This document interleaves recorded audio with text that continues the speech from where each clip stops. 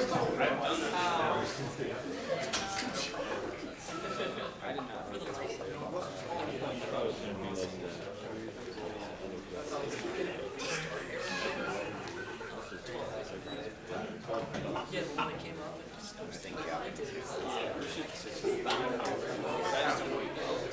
don't know how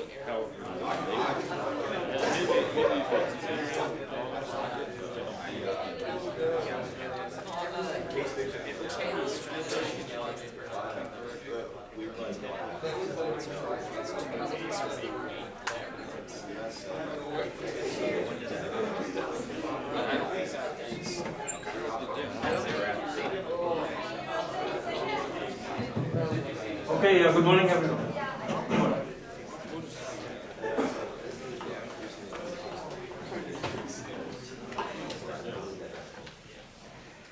Okay, as I mentioned in the last class, I'm going to solve problems from now on, so if this gets repetitive for people, please suit yourselves. I'm going to solve 2 problems every lecture. Okay, so from Wednesday, Friday, and then Monday. Today's problem will focus exclusively on convection. Friday and Monday we will have a mix of problems based on radiation, the networks, and then Monday will be like the combination of everything. Okay? Alright. So first problem for the day is the following. So I have a fixed plate at the bottom.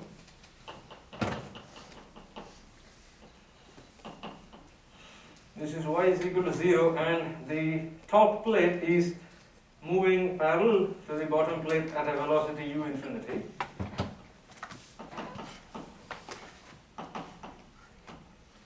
And there is fluid present between the top and the bottom plate.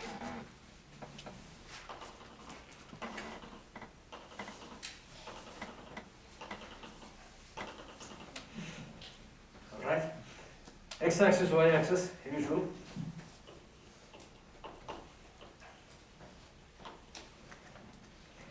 And you're told that this flow is an example of a Couette flow, which you have come across in fluid mechanics. So this is Couette flow.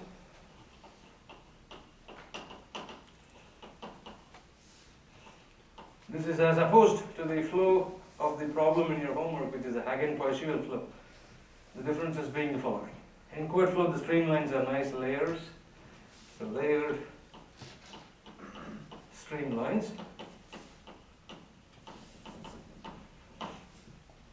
The pressure at any point within the flow is always the free stream pressure. So this is an advantage. So there is no pressure gradient present in the Couette flow. So pressure is P infinity, which is the free stream pressure. So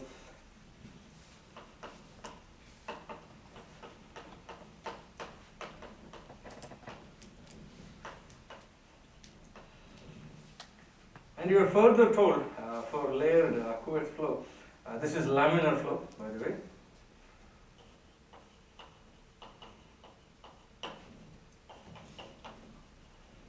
Which should be quite evident from the fact that your streamlines are nice layers. Okay. Then the following information is also given to us. You are told that the velocity along the x and the y axis are components u and v. So u and v.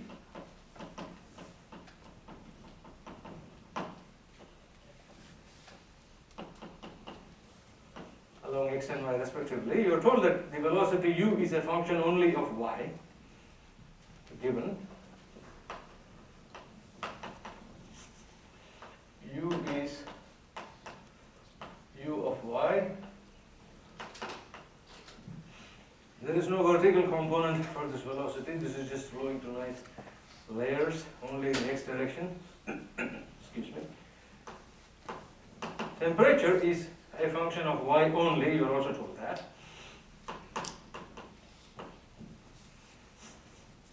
We have to do the following. Start with the governing equations of fluid and energy.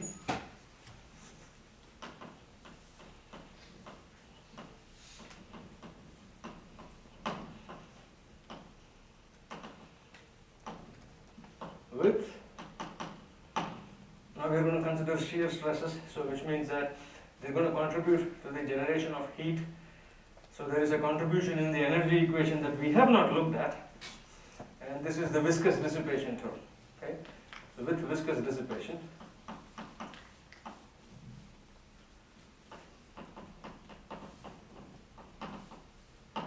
okay, so start with the governing equations, and I'm going to list all of them, write them all out. We're going to look at the velocity profile obtained.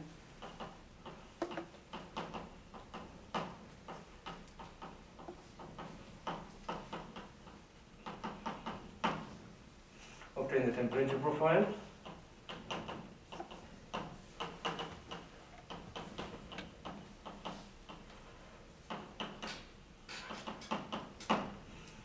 Given that the temperature at the bottom of the plate is T suffix 0, and the temperature at the top of the plate is T suffix L, one can assume whichever is going to be larger than the two. Really does not make any difference to us, but if it helps you, you can think of TL being greater than T naught. So say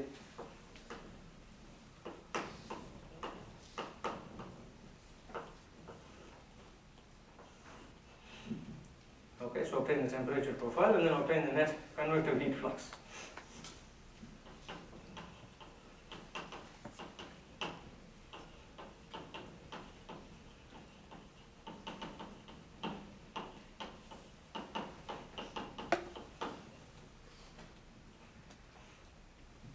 And in doing so, you're told that Kf is the thermal conductivity of the fluid.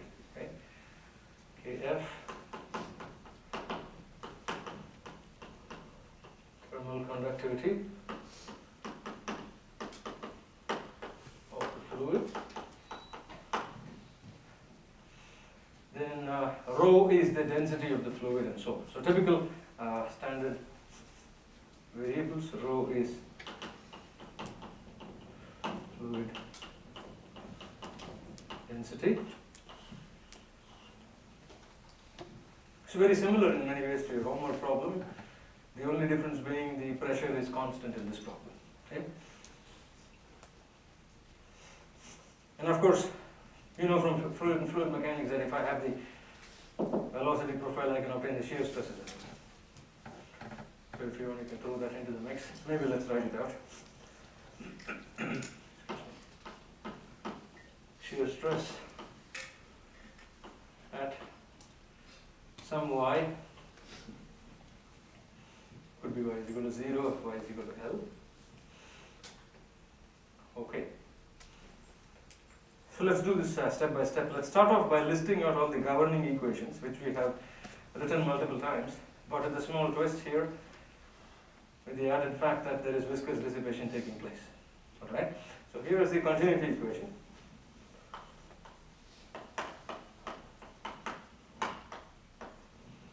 So this is an example where we are actually making use of the foundational equations, the governing equations, but with a lot of simplifications afforded by the nature of the fluid flow.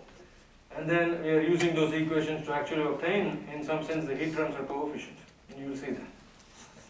So continuity.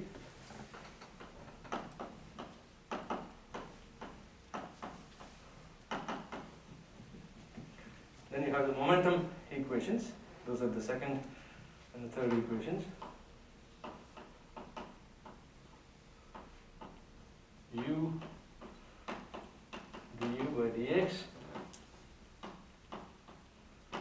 v du by dy, mu by rho, d square u dx square, d square u dy square, 1 by rho, dp by dx. Then the second one is u dv by dx, v dv by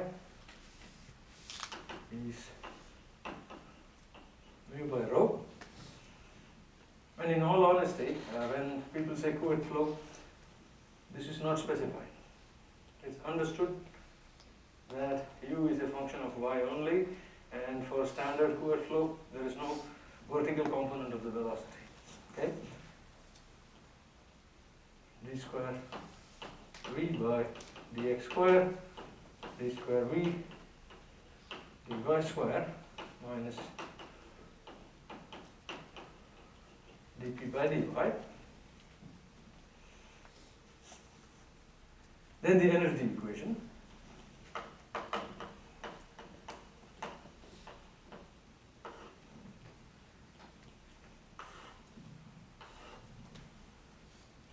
So this is where you have the additional term of viscous dissipation coming into play. So you have u dt by dx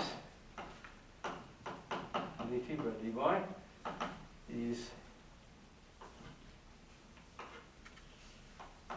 kf by rho times c, c being the specific heat capacity of the fluid.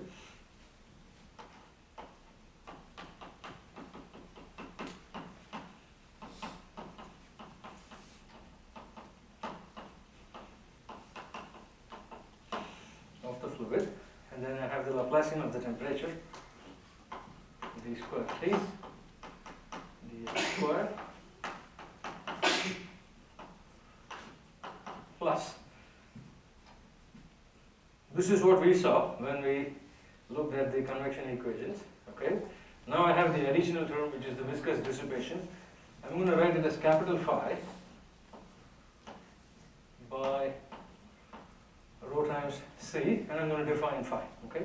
So this is the viscous dissipation.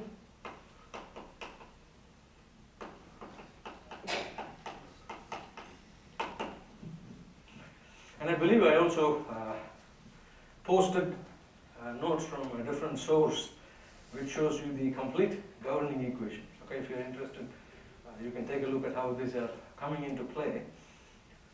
Excuse me. So phi is mu, big brackets, 2 times du by dx whole square, 2 times dv by dy whole square plus du by dy dv by dx. And you can see these are all contributions from the shear stress terms. Okay? So that's the viscous dissipation term. This is what is the complete governing equations for two-dimensional flow and for 2D heat transfer. We will not be using anything else beyond these. So even if this is an exam question, please make sure you know where to find these equations in the lecture notes or on Karma. Okay, so you will be needing them. Alright, so the problem is fairly straightforward because we already have all the equations at our disposal. We have many of the assumptions that are listed here. All we have to do is just see how they are satisfied by these equations, and if they are not, they will let us come up with a solution. Okay? So let's start off with the continuity equation. I'm going to ask question. Would there be equation sheet for the final piece? Well, it's open book, open notes. So Okay, I was just wondering. yeah, I guess I did have an equation sheet for the midterm, right? Yeah, that's fine. I can have something similar to that for the final exam. Could be useful. Yeah. Certainly. Okay, so we'll continue. Continuity equation. It has to be automatically satisfied. Okay, and it makes sense. U is a function of y only, so du by dx is 0. V is 0, so dv by dy is obviously 0. So 0 is equal to 0, satisfied on both sides. Good to go. Momentum equation. Let me take a look at the second one. Okay. dv is gone, so everywhere I see a v, that's 0. That's also 0. And then I have this whole term here, contribution from the shear stresses onto the force balance, that is gone. There is no acceleration as well in the y direction. And of course the pressure is a constant, P is equal to P infinity, which means that that is also 0. That just makes sense to everybody. All I'm doing is I'm using what has been given as our assumptions in the problem. Okay? U is a function of y only, V is 0 everywhere, pressure is a constant, so I don't have any pressure gradients in this particular problem. Take a look at the first momentum equation. Let's go. Because there's a V present, V is 0, so that's gone. U is a function of x or y only, so du by dx and all its higher order derivatives are 0. Pressure is constant, and so that term is also 0. So this ends up giving me the following.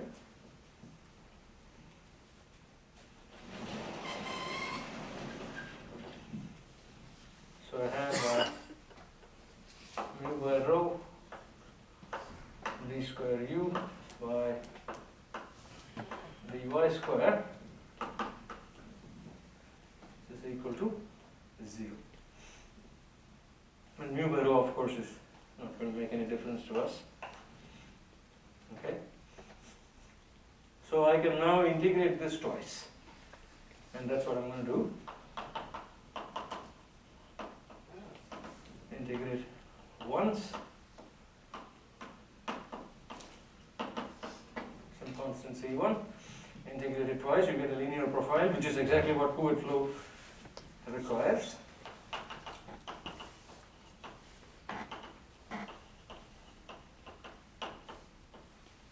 So U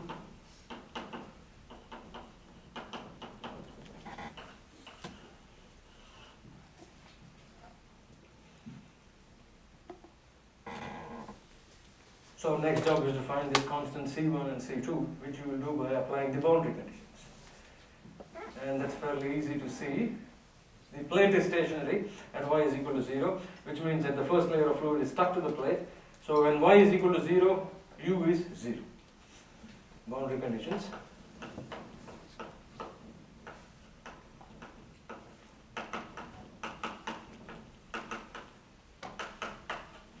Which tells me C2 is 0.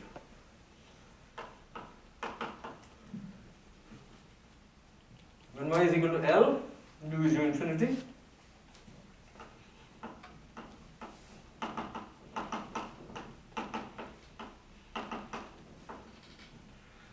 C1, be careful, there's a y there, so this is going to be C1 is u infinity by L.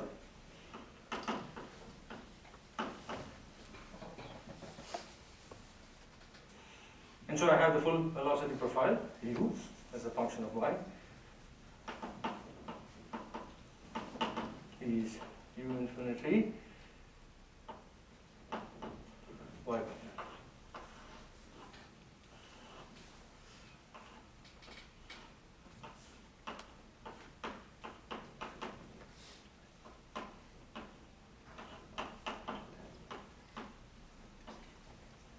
So as expected, it's a linear profile.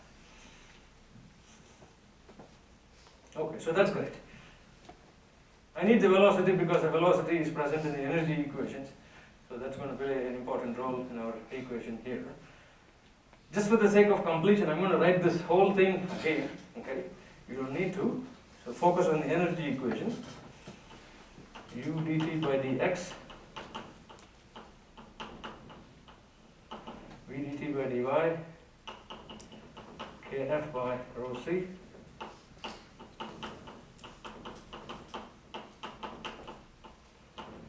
D square t by dx square, d square t by dy square. Then I have the viscous dissipation term, chi, capital phi. That's the following. So that's mu by rho c times 2 du dx square, dv by dy square.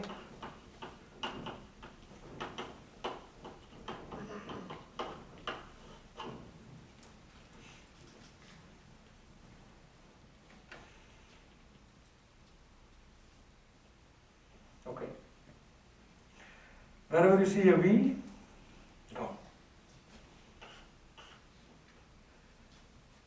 I see a dV by dy, that's gone.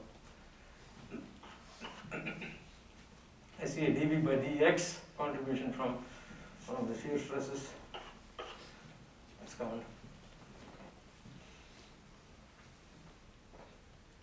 Then T is a function of y only, which is also given in the problem, which means that wherever I see a dt by dx, those terms are all discarded. Okay, so dt by dx is gone, d square t by dx square is gone. U is a function of y only, which means du by dx is gone. I'm sorry, there's a square missing here. Please make sure you put that. There's a square missing. Thank you. Okay, so that's all we're left with. So if I write out the cleaned up version of this one,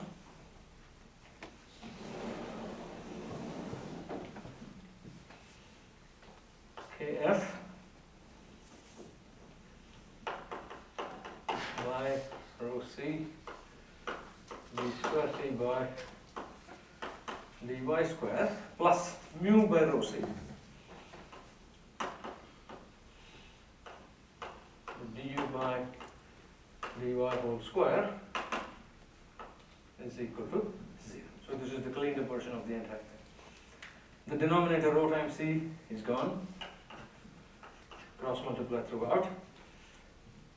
Substitute for a u by calculating du by dy. So from here is just u infinity divided by L, so this is a constant. The shear stress is essentially a constant throughout the height of the fluid layers. And so if I do that substitution, d square t by dy square kf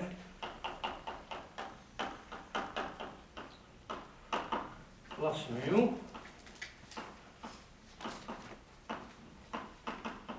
is equal to 0.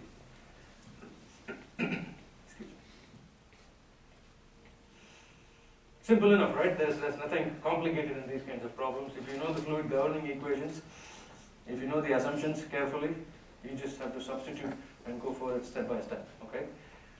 I have to differentiate, integrate this twice. So t square t by dy square is minus mu by kf u infinity square by L square, just rearranging everything, bringing it back to the right hand side. So integrate this twice.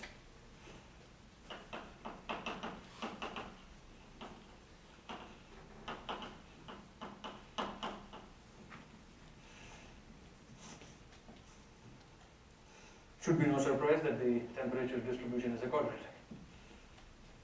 So dt by dy is minus mu kf mu infinity square L square C3 plus, I'm sorry, it's y plus C3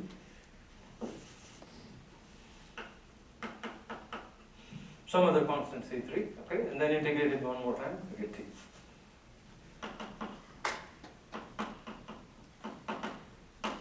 Minus mu 2kf y square C3y plus C4.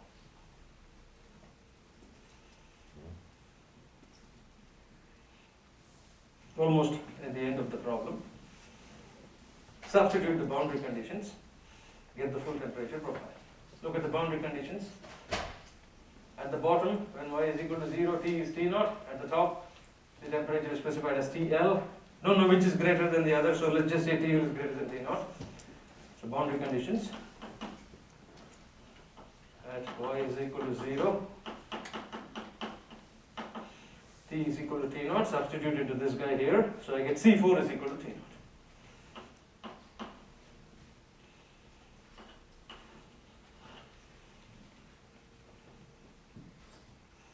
At y is equal to L, a little more sticky customer, T is equal to TL.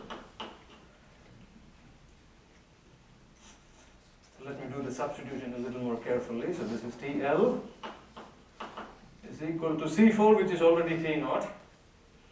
So T naught minus mu by 2 kF u infinity square. When y is equal to L, I have y square, L square, and L square in the denominator, that cancels off, plus C3.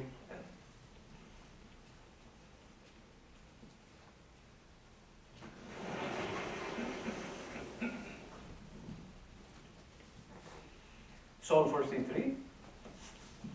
So C3 is T naught minus TL divided by L plus mu by 2kF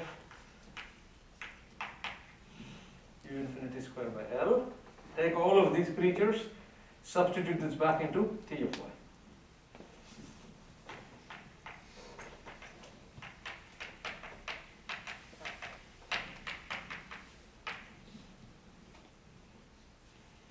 We'll end up with the following.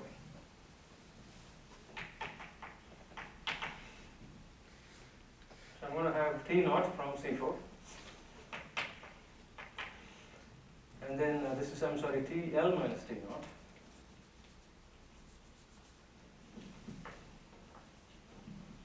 Because TL is on the left hand side, I'm bringing everything onto the left hand side from that last panel there, which had C3. So TL minus T naught.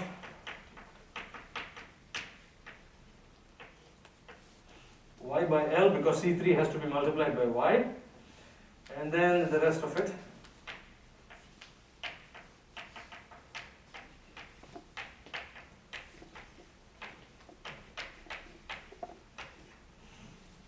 If I take common factors and then factor it out, this is what it ends up getting.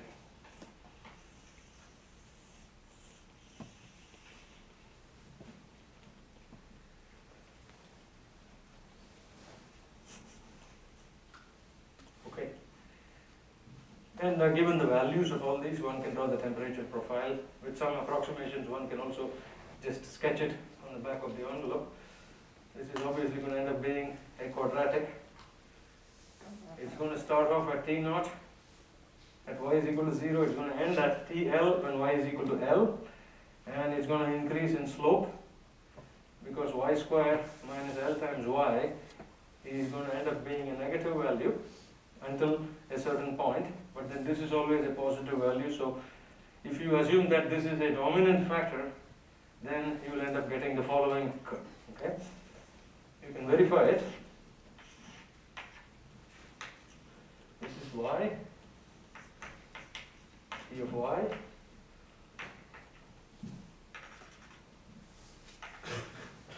This is T naught. This is TL. Okay, I start at T naught when y is equal to 0, all the way I go to TL. So this is the kind of a profile I'll get. Something interesting happens when the free stream velocity is 0. If u infinity is 0, I'm just going to have a linear temperature profile. Okay, it's just going to be this guy here. So this is when u infinity is 0, so which means that as u infinity keeps increasing, I'm going to see more of these curved profiles, eventually becoming a more flatter slope. This is increasing u infinity. Not required by the problem, but may be required in some other situation. So this is the sketch of the profile. Any questions so far? Standard equations given to you, or it will be placed somewhere in your Kalman page or an equation page. Assumptions of the problem are explicitly stated. All you're doing is substituting step by step. Okay? There's not much of a secret to this problem.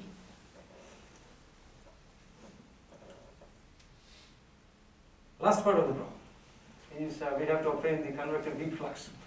So for this we perform the energy balance.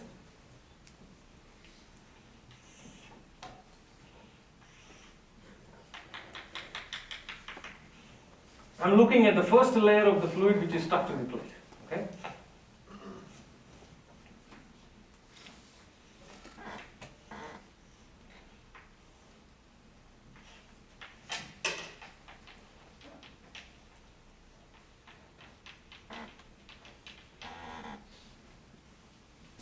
relative to the plate, this has zero velocity, the plate is at zero velocity, so this is a static layer of fluid. On top of it is a moving layer, and so on. Then, as we have done in the past, we draw a control volume, we perform a surface energy balance.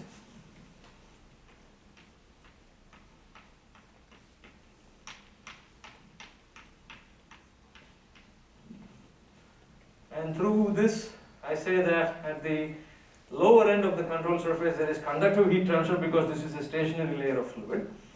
So I'm going to have dq. This is the local conductive heat flux. Okay. Then this is going to go through as convection. This is dq. Double prime convection. This is at the layer y is equal to 0. So this is at y is equal to 0.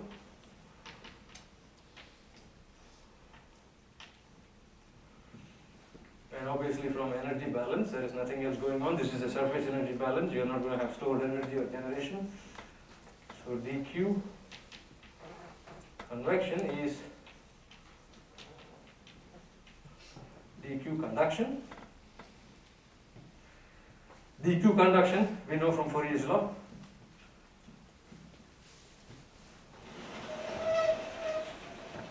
Let's complete one more step here. So this tells me dq convection is minus kf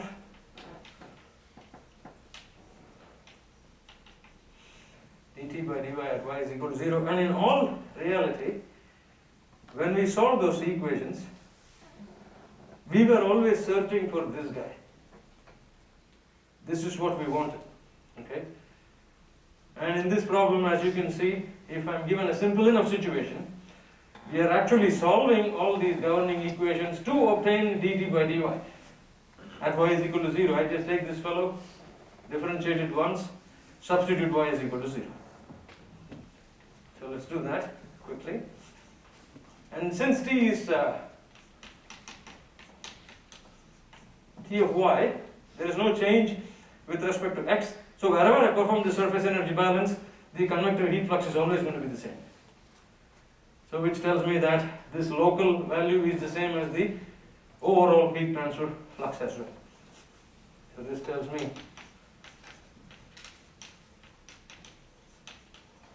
no variation of dq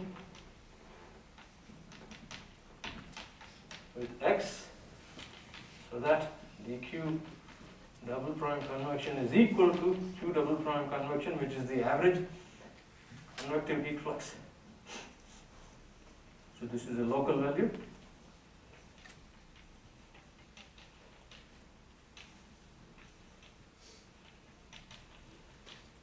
Average flux. And in this problem, this is minus kf times the gradient.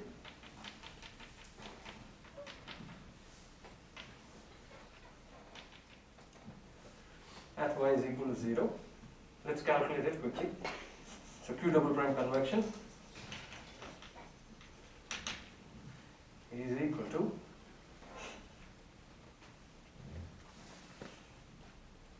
first derivative, I'll be left with this term here, 2 times y minus L.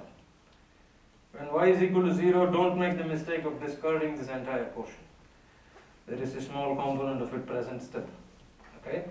So do the differentiation, and we'll end up getting this as minus kf t L minus 3 naught divided by L minus mu by 2 kf u infinity square by L square times 2 times 0 minus L. Let me back that out quickly.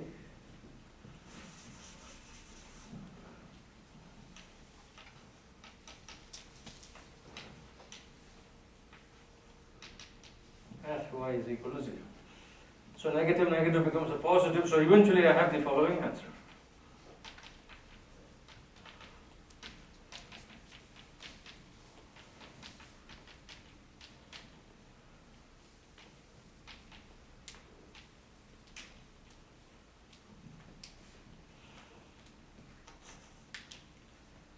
Which is very nice, because this tells me that during convection, two things take place. Conduction in the first stationary layer of the fluid. You see that is just delta T times Kf by L. That's conductive heat transfer. This creature is the contribution from the motion of the fluid, which is the advection part of convection. Okay? So this is conduction plus advection. This is conduction of the first layer of fluid. This is advection due to bulk motion.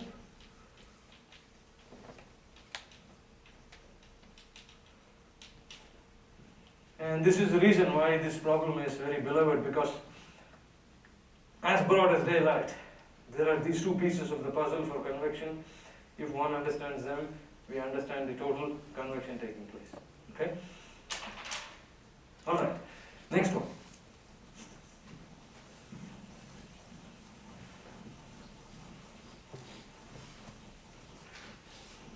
And any questions in the meantime? Should there be a plus between the two terms? Plus between the two terms? No. So this is negative, so that becomes a plus. And I already have a negative here. So that's a negative. Oh, distributed. Right. Which tells me further that my assumption of this being larger than that is reasonable. I'm getting convective heat flux into the plate, as opposed to the direction that I drew it out there. Assuming TL is greater than T2. And assuming the contribution of the first term is large enough. Okay. Next problem. Similar to what we started off last lecture, at the end of the lecture. So here is the problem.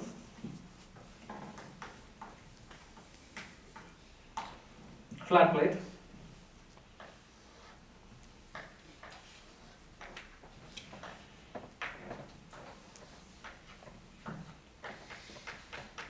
.5 meters long. Okay. Here are the free stream conditions. 10 meters per second and 25 degrees Celsius. Thermal conductivity of the fluid 0.0284 watts per meter Kelvin. Kinematic viscosity of the fluid, nu, 1.725 10 to the power minus 5 meters square per second. These are similar values from last time, so that's why I remember it. Prandtl number is 0.71.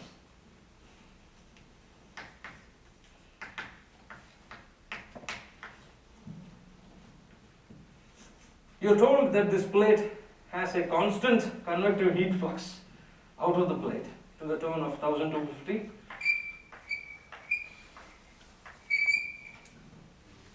How is that? 1250 watts per meter square. We got to figure out, and you're given the following too. The Nusselt number for laminar flow,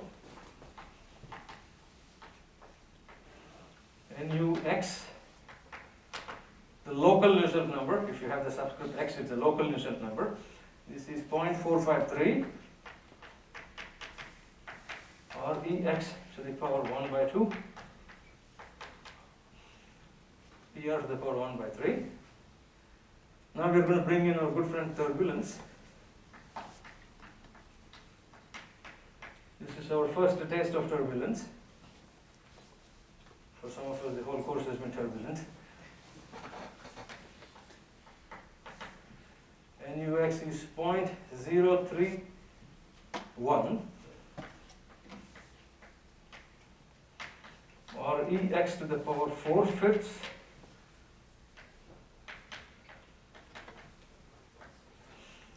PR to the power 1 by 3. And I think I made a note of this in your homework, but just in case, Prandtl number to the power 1 by 3 approximately is the ratio of the fluid to the thermal boundary layer thickness. Okay?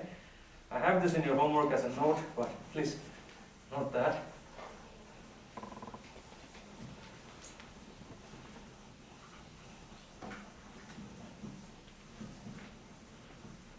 Alright, so this is laminar versus turbulent. This is for a constant heat flux. Please notice that too.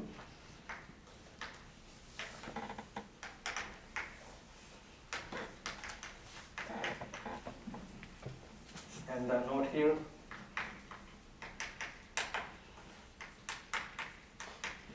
Not needed for this problem, but maybe needed for your homework, and I think it is there in your homework, but just in case. Okay, what do we need to do in this problem? Find out.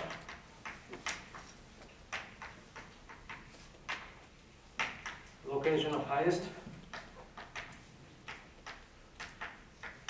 Ts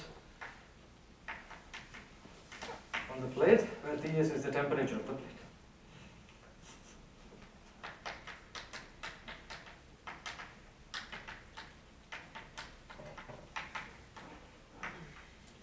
And as we discussed the last class, if the convective heat flux is a constant, maybe I should write it out here, dq is h times Ts minus T infinity, Ts minus T infinity, Ts being the local temperature, dq is the local convective heat flux. If the flux is constant throughout, the local is the same as the average, just as we discussed for the previous problem. And so if this quantity becomes a constant, because of the fact that the value of H keeps changing at every point along the length of the plate, the temperature of the plate is not going to be constant. Okay? This is something we discussed last class. And we also found out last class that at the end of the plate is where the temperature is the hottest. But mind you, that was for laminar flow. Now good friend turbulence is coming into the mix, and let's see what happens. Okay?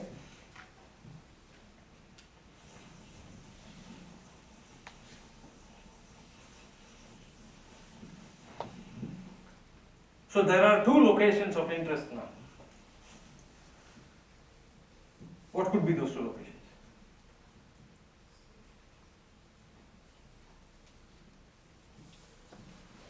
Two locations along the length of the plate where the temperature could potentially be the maximum. 0 and 1.5. It won't necessarily be a maximum at 0 because the convective heat flux is not going to be a definite value, and it's the lowest actually starting at the beginning of the plate. That's what we decided for laminar flow. So if you write out the convective heat flux, let me do this.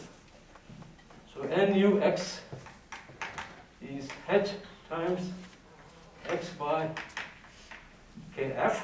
Okay, that's one equation, which tells me that H is NUX times Kf by X. That's one. The second equation is look at that Q double prime convection. dQ is H times, so that Ts is T infinity.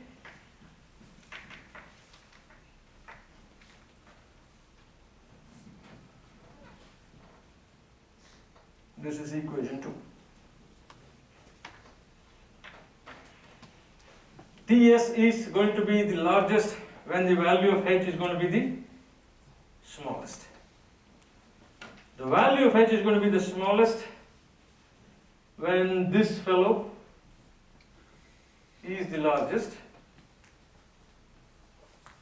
but you have to be careful, because in this problem, due to the length of the plate, we do not know if there is only purely laminar flow all through, or if there is a transition from laminar to turbulence. And if there is a transition from laminar to turbulence, your heat transfer coefficient increases when you have turbulent flow, because there is greater momentum mixing taking place, which means that this is going to be much more tricky. one cannot say that it's at the end of the plate. We have to check and see. So there are two locations of interest now.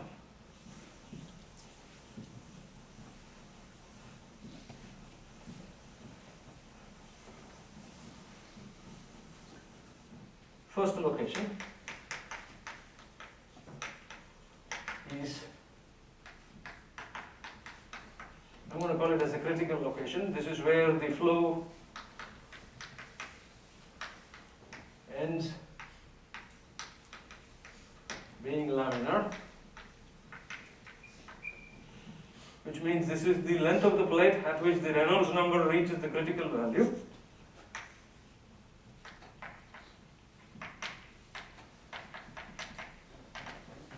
At which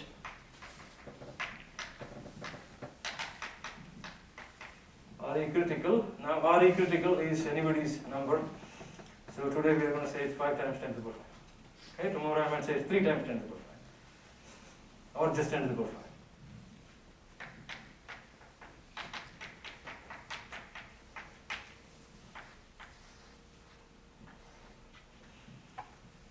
So that's one location. The second location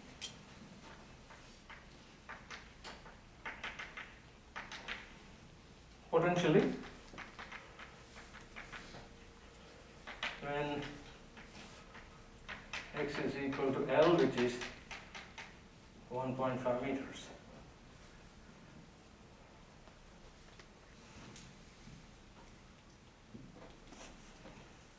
I'm going to clear up this portion of the board.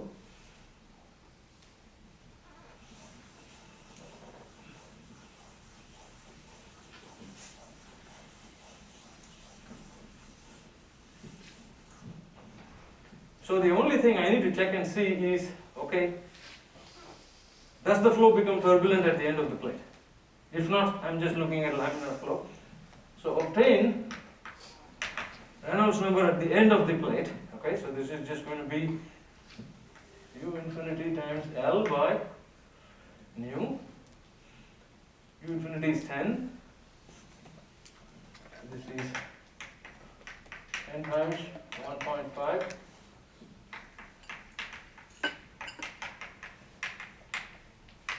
Times 10 to the power minus 5. 10 times 1.5 is 15. 15 by 1.7 is greater than 5. Around 8 point something, 8.6 probably. Or maybe more. Yeah. So this is obviously going to be greater than the critical Reynolds number.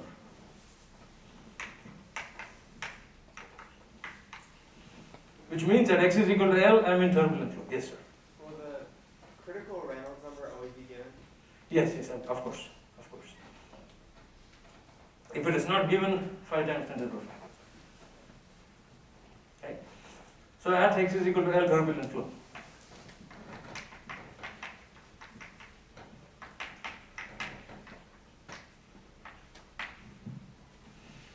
So I need to calculate the critical distance x.